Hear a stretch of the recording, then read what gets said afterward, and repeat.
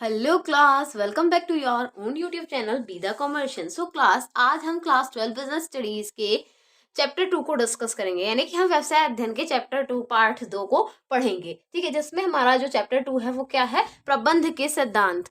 प्रबंध के सिद्धांत में अब हम जानेंगे कि प्रबंध तो हमने लास्ट पढ़ा ही था अपने पार्ट 1 में, चैप्टर 1 के अंदर में पढ़ा था ना कि प्रबंध क्या होता है। अब हम इसी में पढ़ेंगे कि प्रबंध के सिद्धांत क्या होते हैं। आप लोगों ने बहुत बार प्रबंध से रिलेटेड बहुत सारी चीजें सुनी होंगी और समझी भी हैं।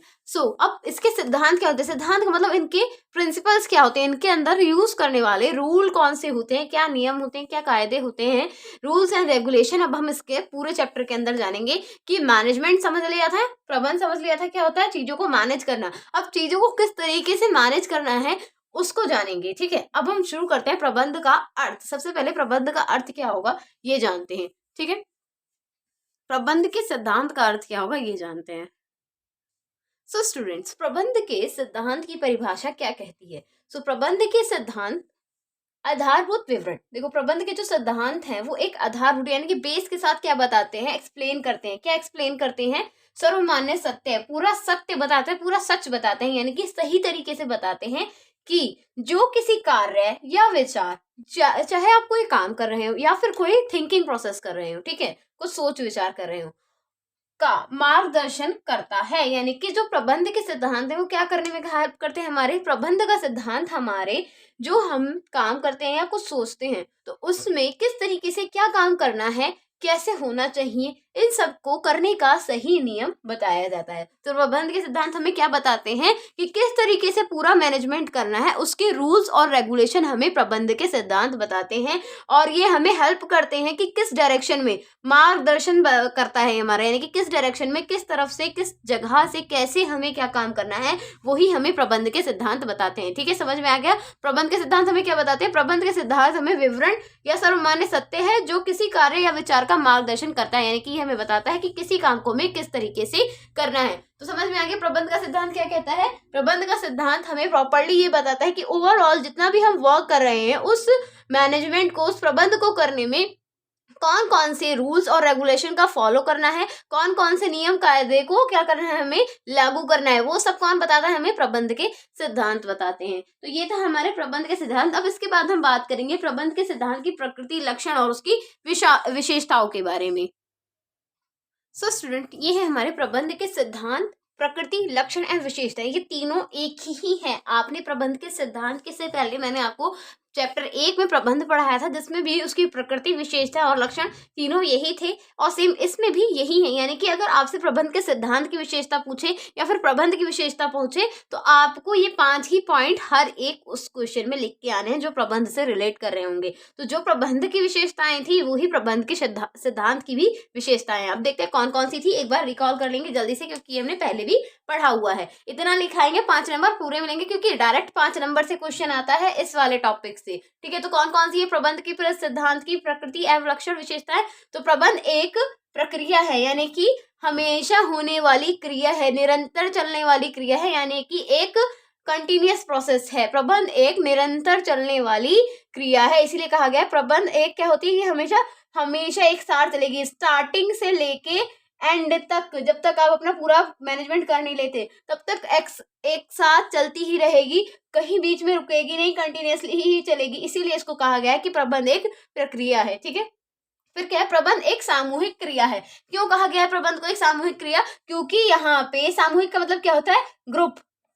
यहाँ पे सभी लोग आपस में मिलके काम करते हैं, इसीलिए प्रबंध को सामूहिक क्रिया कहा गया है। यहाँ पे ABC बहुत तरीके के लोग होंगे, सभी लोग मिलके पर्टिकुलर एक टास्क को करने में लगे होंगे, इसीलिए इसको कहा गया है कि प्रबंध एक सामूहिक क्रिया है, क्योंकि यहाँ पे सभी लोग मिलके क्या करते हैं? एक साथ काम करते हैं। फिर क्या? प्रबंध एक सामाजिक क्रिया है। सामाजिक क्रिया क्यों कहा गया है? क्योंकि हम जितना भी प्रबंध का काम करते हैं उसमें सभी लोग मिले होते हैं, सोसाइटी के लोग भी मिले होते हैं, क्योंकि ये सब वर्कर्स जो निकल के आते हैं कहाँ से आते हैं? समाज से आते हैं। प्रोडक्ट आप किसके लिए बना रहे हैं? समाज के लिए बना रहे हैं। खरीदेगा और बेचेगा कौन? समाज के लोग खरीदेंगे और समाज के लोग ही उसे बेचेंगे, इसीलिए बेचेंगे, इसीलिए उसको क्या कहा गया है? एक सामाजिक प्रक्रिया कहा गया है, सामाजिक क्रिया कहा गया है। समझ में आ गया? क्योंकि ये हमारी सोसाइटी से पूरा पूरा ओवरऑल रिलेट करता है, सेल, परचेज, प्रोडक्शन सब कुछ हमारे समाज से रिलेट करता है। ठीक है, इसीलिए इसको एक सामाजिक क्रिया भी कहा गया है। फिर क्या है, प्रबंध के सिद्धांत सर्वव्यापी हैं, यानी कि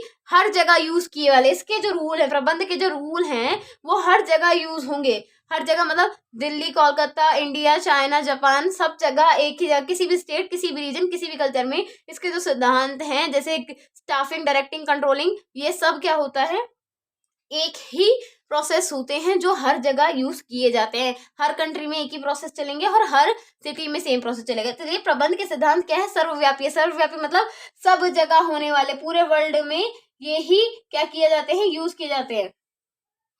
ठीक है, फिर क्या, प्रबंध के सिद्धांत कला व विज्ञान दोनों है। क्यों कहा गया है प्रबंध के सिद्धांत को कला व विज्ञान दोनों, क्योंकि इनके जो रूल है, जो इसके नियम है, वो कला के तौर से अप्लाई किए कला के तौर से यूज किए जाते हैं और विज्ञान के तौर से क्या करते हैं, हमें फॉर्मूला बना के देते हैं कि किस प्रॉब्लम को किस तरीके से सॉल्व करना है। इसीलिए इसे कला व विज्ञान दोनों कहा गया है। तो ये थे हमारे प्रबंध के सिद्धांत की प्रकृति, लक्षण एवं विशेषताएं। तो ये हो गया हमारा इतना टॉपिक। अब हम बात करेंगे प्रबंध के महत्व के बारे में कि प्रबंध आखिरकार, प्रबंध के सिद्धांत क्या महत्व देते हैं हमारे पूरे किसको, प्रबंध के सिद्धांत को। ठीक है, देखिए लास्ट वाला टॉपिक अब विजिबल हो रहा है आप लोगों को, स्क्रीनशॉट ले लीजिएगा। प्रबंध के सिद्धांत कला व विज्ञान दोनों हैं। ठीक है, ओके, नेक्स्ट टॉपिक की बात करते हैं।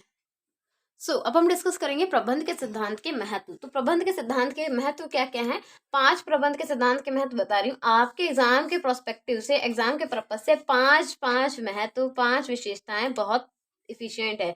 आप चाहे तो उसमें एक एड ऑन करके 6 याद कर सकते हैं कि अगर एक भूल जाए आप तो वो 5 आपकी उसमें वहां कैलकुलेट हो जाए। ठीक है, कैलकुलेट हो जाए। प्रबंध के महत्व, सबसे पहला क्या कहता है, प्रबंध को वास्तविकता का उपयोग, यानी कि प्रबंधकों को वास्तविकता का उपयोगी सूक्ष्म ज्ञान प्रदान करना है।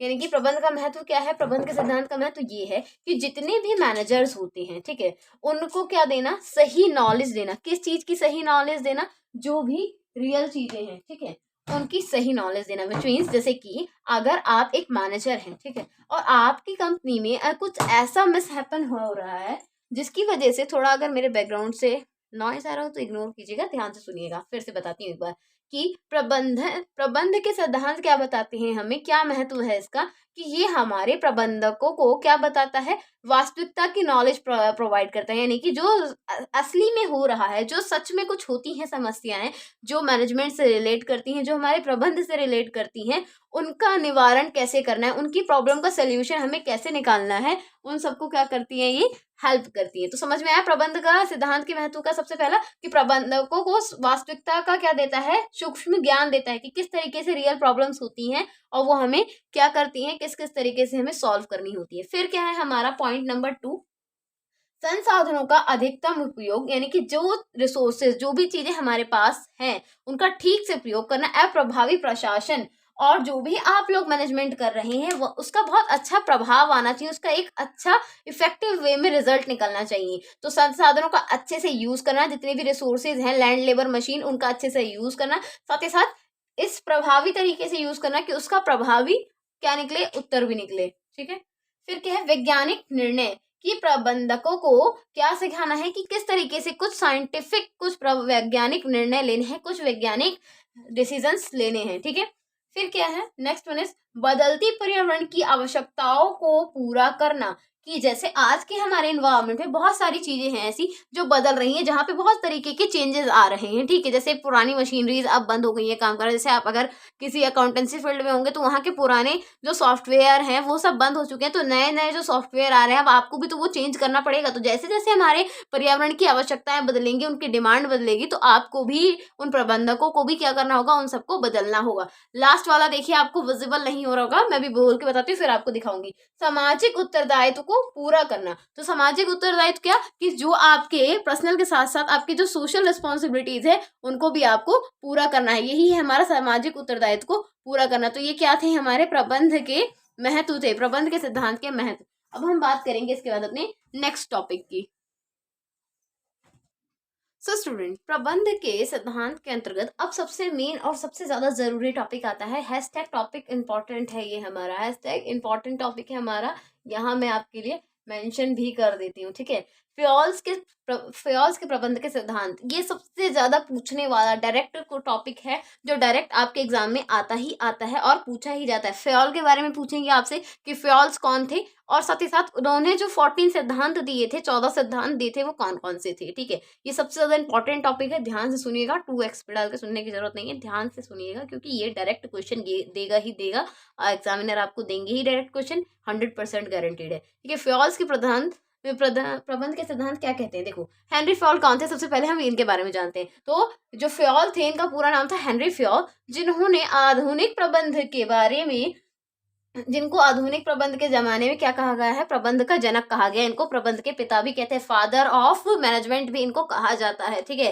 किसको, हेनरी फ्योल को। आपके एमसीक्यूज में भी पूछा जाएगा आपसे कि फादर ऑफ प्रबंध, फादर ऑफ मैनेजमेंट, या फिर फादर ऑफ, हाँ फादर ऑफ नहीं, इंग्लिश ज्यादा हो गया। ठीक है, जैसे कि प्रबंध का जनक किसे कहते हैं, तो हेनरी फ्योल को प्रबंध का जनक कहते हैं। ठीक है, इन्होंने अपने पर्सनल अनुभव से क्या दिए हैं, 14 सिद्धांत दिए हैं प्रबंध के, कितने, 14 प्रिंसिपल्स बताए हैं प्रबंध के, जिनको 14 प्रिंसिपल्स ऑफ फ्योल्स भी जाना जाता है। ठीक है, जो बहुत ज्यादा जरूरी है, और वो 14 सिद्धांत कौन कौन से हैं जानते हैं। ठीक है, तो इतना पता चल गया आप लोगों को कि हेनरी फ्योल कौन है, फ्योल्स को ही हेनरी फ्योल कहा जाता है, और इन्होंने 14 सिद्धांत दिए हैं हमें, किस चीज के, प्रबंध के। सो स्टूडेंट्स, ये है फ्योल्स के 14 या फिर 14 सिद्धांत। ठीक है, कौन कौन से हैं ये, 14 के 14 सिद्धांत अपने अंदर एक बहुत बड़ा रोल प्ले करते हैं, और ये 14 के 14 ही आपके लिए बहुत ज्यादा जरूरी है। तो जान लेते हैं, स्टार्टिंग से शुरू करते हैं। सबसे पहला सिद्धांत क्या कहता है, फ्योल्स के सिद्धांत का सबसे पहला सिद्धांत क्या है हमारा, कार्य विभाजन। एक सेकंड में इसका पिक्चर क्लिक कर लेती हूँ, देन आगे डिस्कस करेंगे। Okay done.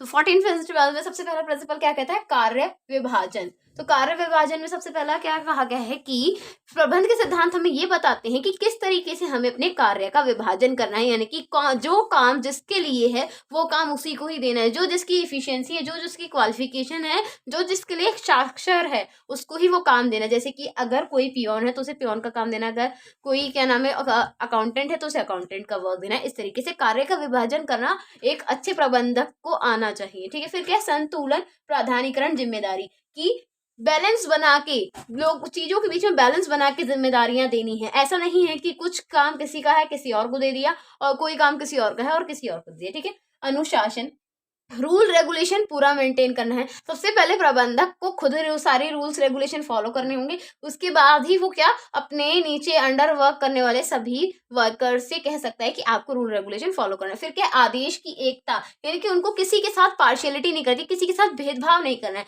सबको एक तरीके से, जिस तरीके से वो किसी एक पर्सन से बात करते हैं उसी तरीके से उन्हें हर एक अपने एम्प्लॉय से, अपने सबऑर्डिनेट से बात करनी होगी। फिर क्या, निर्देशन की एकता, कि हर किसी को अच्छी तरीके से निर्देश देना है, हर तरीकों, हर किसी इंसान को, हर किसी व्यक्ति को, या फिर हर किसी वर्कर को अच्छे से निर्देश देना है। ठीक है, यानी कि डायरेक्शन दिखानी है, जगह काम बताना है। फिर क्या है, व्यक्तियों का प्राथमिक, यानी कि जो जितने भी वर्कर्स आपकी कंपनी में काम कर रहे हैं उनका जो सैलरी, उनकी जो वेजेस है, सही से समय पे टाइम पे देना है। ठीक है, व्यक्तिगत व सामान्य हित के अधिकरण न्यस्ती, यानी कि जो पर्सनल साथ के साथ सामाजिक, दोनों के राइट, दोनों के हित के बारे में सोचना है, तब उसके ऊपर डिसीजन लेना है। फिर क्या है, केंद्रीकरण, विकेंद्रीकरण, यानी कि सेंट्रलाइजेशन एंड डिसेंट्रलाइजेशन।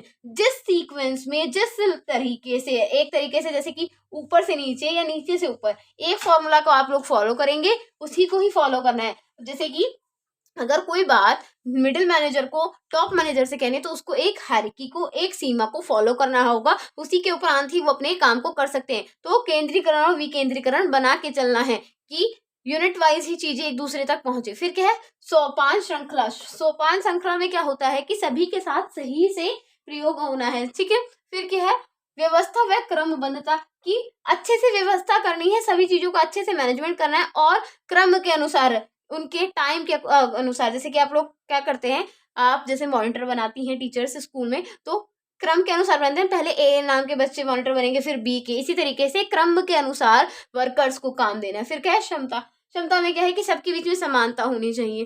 कार्य का स्थिरता, की जो भी लोग कार्य कर रहे हैं उनके काम में बैलेंस आना चाहिए। फिर क्या है, पहल, कि हर एक काम को करने की खुद से पहल करनी चाहिए, ताकि आपको देख के आपके वर्कर भी उस काम में क्या करें, पहल करें। सहयोग की भावना, यानी कि हर किसी को सपोर्ट करना चाहिए। जितने भी वर्कर्स और लेबर आप लोगों के पास हैं, आपको उस मैनेजर को, हर किसी को क्या करना चाहिए, सपोर्ट करना चाहिए, ताकि वर्कर्स भी आपके साथ इंटरेस्ट लें और अच्छे से काम कर सके। तो ये थे हमारे फियोल्स के 14 प्रिंसिपल, 14 सिद्धांत।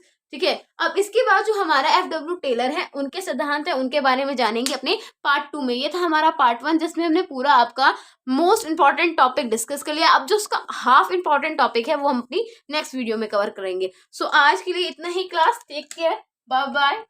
वीडियो पसंद आई हो तो लाइक, शेयर एंड सब्सक्राइब करना ना भूलें, और पढ़ें अच्छे से क्योंकि आप लोग के एग्जाम बहुत ज्यादा पास में है। Okay class, thank you.